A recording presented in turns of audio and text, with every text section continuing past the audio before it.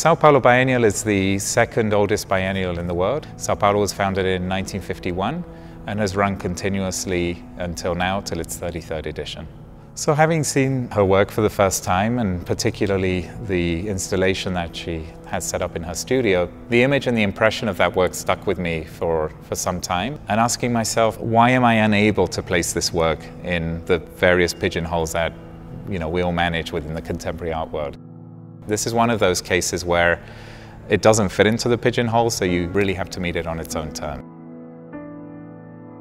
It's very unusual material. We're used to thinking of rocks, stones, crystals in a completely different way, in a much more instrumental relationship. And so to come and kind of encounter them as a sculptural material, as a material for contemporary art, seemed to me something, a really sort of unique opportunity. So that's where I decided to invite her and give her a very significant space within this biennial building where we are right now, to really have it as not just one piece in a group show, but as something that kind of has a lot of space around it that people really have time to encounter.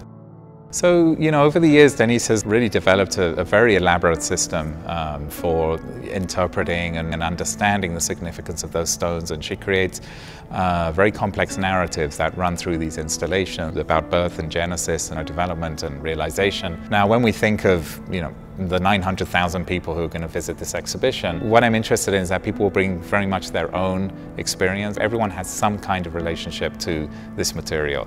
And it really strikes me that it hasn't been used more often as an artistic material. It's almost as if it's too powerful, too strong to kind of be brought into this world. So I'm very interested in what will happen with this amount of rock and crystal in this space where we're sitting right now, in the context of a contemporary art show.